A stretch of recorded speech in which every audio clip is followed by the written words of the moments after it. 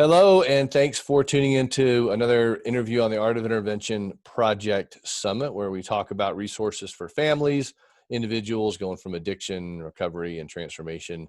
And mental health is definitely a huge topic of things to talk about. So fortunately, we have Babu Mathew from NAMI to talk to us today. So Babu, how would you kind of explain or describe who you are?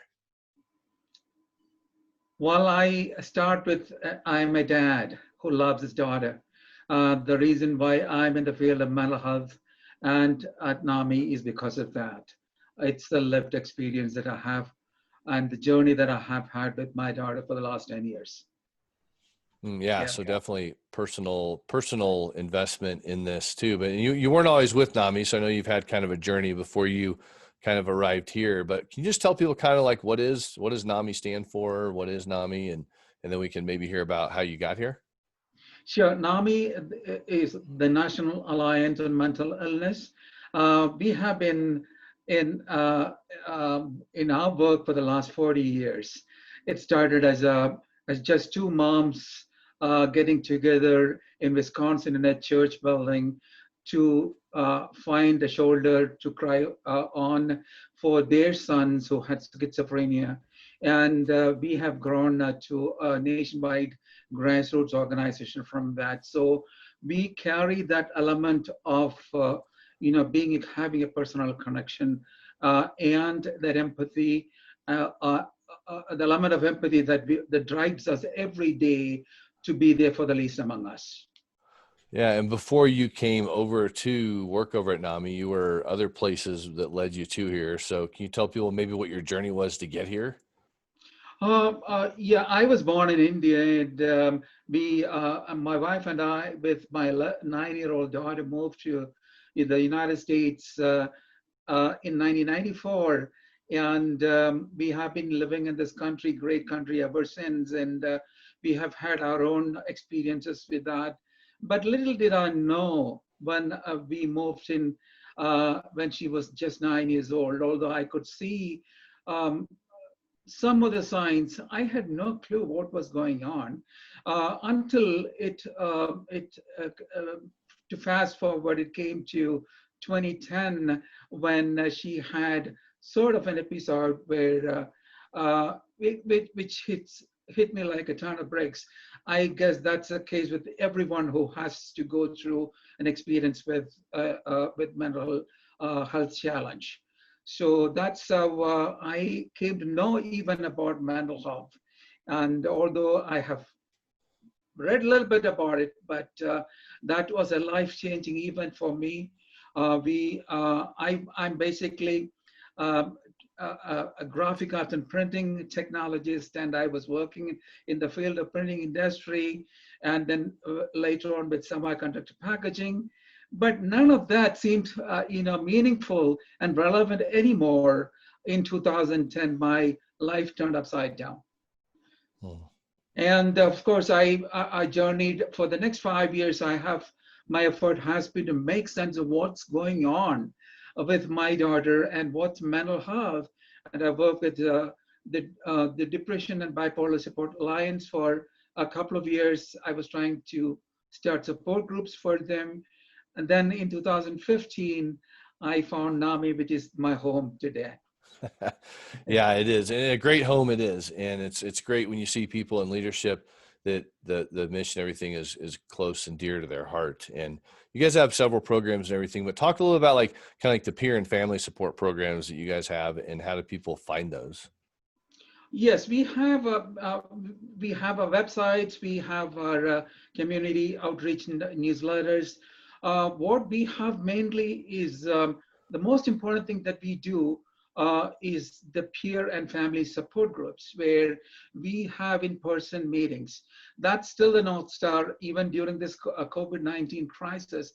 I mean, we are severely handicapped by the fact that we are not able to meet people one-on-one. I have been blessed with a family support group, NAMI Family Support Group, back in 2015, which was a lifesaver for me. We meet on the first and third Thursdays of every month. And This is like we come as we are, and we are not experts. We are just dear ones. We have loved ones who go through the struggle, and all we do is listen to each other, tell our stories, what happened during the last couple of weeks. And there are times when some of us cannot even talk because we are overwhelmed by what we have lived with during the last couple of weeks. But all we do, Rob, is to place a hand on the shoulder and say, yeah, we are with you. Yeah, Yeah. we cannot fix anything, but it is those connections that makes NAMI work. That is about a family support group, but we have something called NAMI Connections, which is for the peers who live with mental health diagnosis. That gives them a safe space. I repeat that, a safe space to come in there and then open up and tell the stories, and the other person will tell you, yeah, I've been there, this is what I did. And for most of the people who go through a mental health challenge, because of the shame and stigma that is still prevalent in our culture, I mean, they are not able to get or ask for the help that they need. So this is sanctuary, I would think. It's a holy sanctuary for those people to come in and share the stories and then feel that, okay, I'm not alone. There is some hope. And you, back in 2010, you may have felt like you were alone, it sounds like, because maybe there weren't a whole lot of resources back then. Absolutely, absolutely, Rob. You know, I had no clue.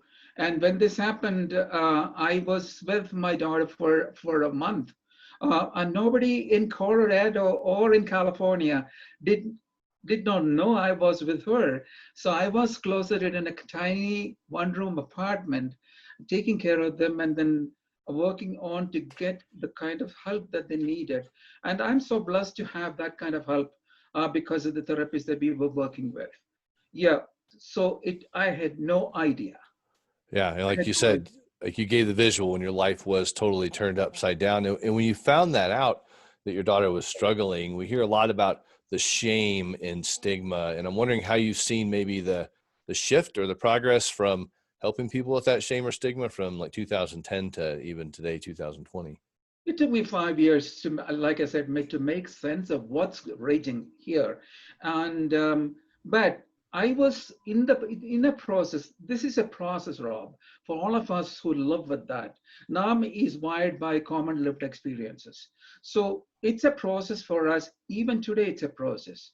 But over a period of time, both me and my daughter and her family, we have come to a point that, okay, it's time for us to speak up. This is my story. This is who I am. My diagnosis doesn't define me. I am a person. So most of the time, people don't see the person, they see the illness. So even during that struggle, which is as much of a physical illness like anything, it's an illness of the brain.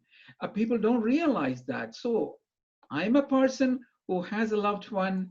That is my identity. I have a daughter who lives with a diagnosis of mental health challenge, but that's me.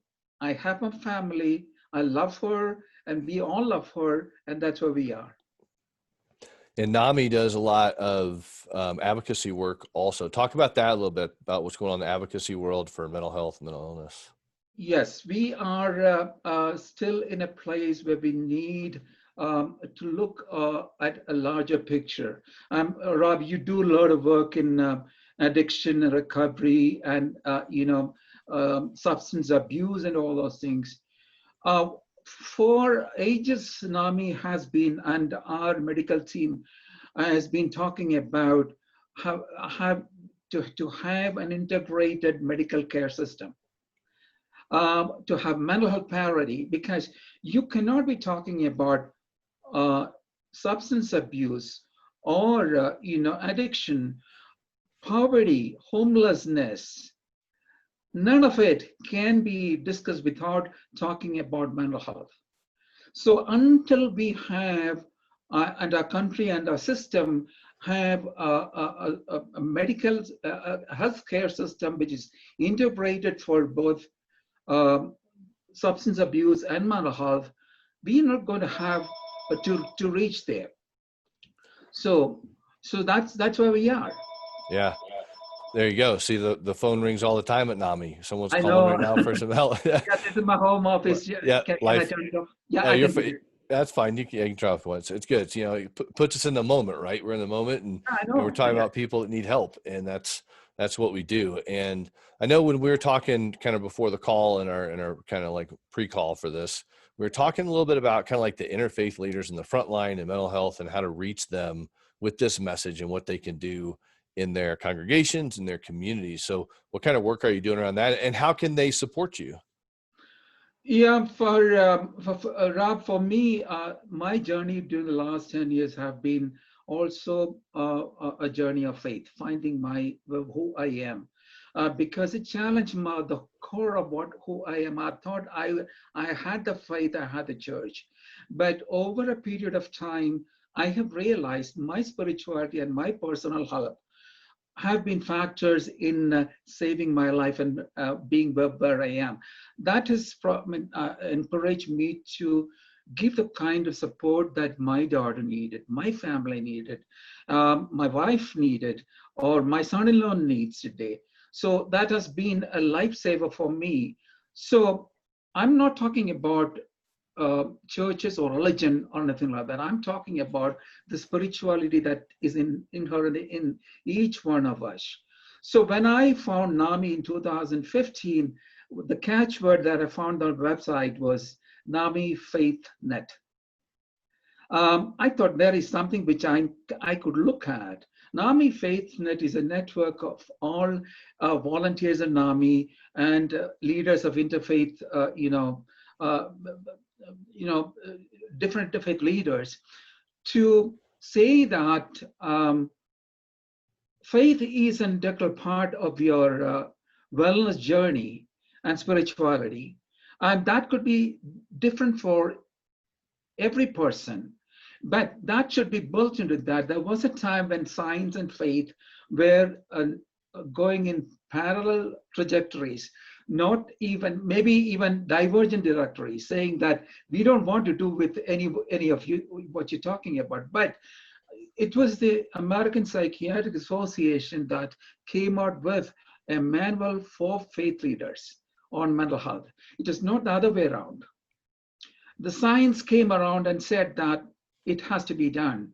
So my focus as I'm also a member of the National Advisory Group of NAMI FaithNet today. So that started with in 2019.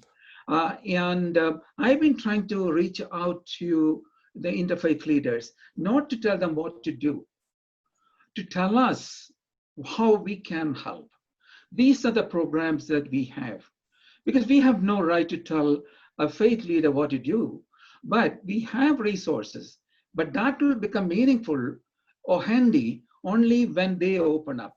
Our firm belief is that every faith leader, in whatever faith you have, should be a frontline responder to a mental health crisis. There is so much the community and the faith leaders can do to do that. There is so much of information that has to be imparted. We have it, and we are not just one organization, NAMI. There are other mental health organizations that are there. We are all trying to do the same thing, to enlist the help of interfaith leaders and tell them, look, we have this program, but those will remain programs until we can partner with you. We have done that training for churches and faith leaders. We have given out programs. So overnight, we have a resource person in that community. That's what we do in a faith outreach. Yeah, that's great. And how you say you come alongside them, not coming in saying, here's what you need to do, but Right. how can we support what you're doing? And if you don't have the tools, hey, guess what? We have some tools that you can actually use in this process. Yeah. And sometimes you hear the term mental health and mental illness, and there's a difference. So I was wondering if you could maybe explain to our kind of like audience, kind of maybe what some of the differences are when you hear those two terms together. Every one of us have got mental health. and we have in varied, degrees of that. And unless your brain works properly, you stop. It affects the way you think. It affects the way you act. It affects the way you react. It is tied to everything. The people make choices. Uh, so we all have mental health, like people have diabetes or cancer. So that affects our brain.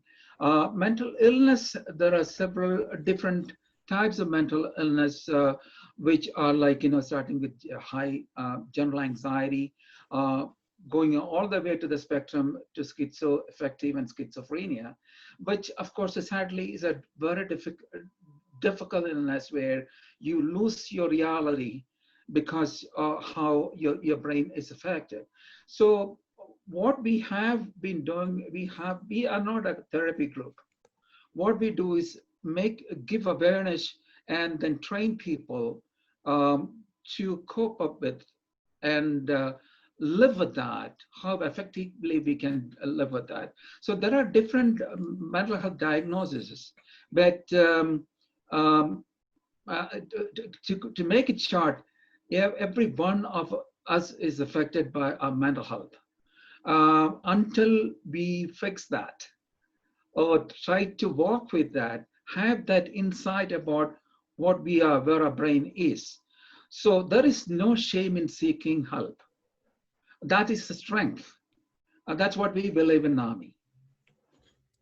Yeah, and I wish I would have dove more into my mental health status when I got sober 19 years ago, because there was a lot of stuff I needed to undo that I didn't know that I did. And so what kind of tools, let's say a family member is listening right now and they're like, man, how do I come in and support my loved one? Because I don't know how to do this. I know you went through that with your own daughter, but how does someone learn how to support their loved one and take care of themselves in the meantime? The first thing is, making that connection with your loved one, because when someone is going through that, you know, stage of mental health, they are affected, the brain is affected, the cognitive ability to discern things is affected. So um, a person may not be ready to talk to even a parent because they are so isolated. Depression is such a debilitating condition. I know from my life how my daughter is affected by that. So there are days on a given day, getting out of bed is even an achievement of the day. But what you can do, see, we have in our training programs, we talk about communication, how we can communicate with your dear one, and then let them around and then make them agree or walk along with them to agree and go to a support group. That's a struggle for them. So we need the help of the family. And of course, if you have good community connections, that's where the faith connections and the community connections come through. So if you feel confident that, okay, if I talk to this person, maybe he will understand. Because even before anyone goes to a psychiatrist or a therapist, the first tendency is to go to a rabbi or a minister or a faith leader. So because they think they understand, but a lot of our faith leaders are not equipped to do that. So we have our support programs here. We have everything published on our websites. So if one needs support of as a family member, because that's required, because you should know enough to talk to your loved one. So we have those support groups, and we invite everyone. Every one of the NAMI programs are offered to the communities free of charge. We depend on individual funders and grants, and biggest fundraising event is the NAMI Box. So we give every one of those programs given free of cost. So any person can call us and walk into a support group, and they are in the NAMI fold. Well, I'm going to encourage people. I like saying this kind of stuff because a lot of people that on your end don't. So if you have the passion for this and you want to help NAMI be more successful and reach more people, I want to encourage you to go to their website, and you can tell us, and I'm going to bring us up too about, how can people make donations and stuff to support you guys? Like, tell people how they can do that, because I think it's important for them to know.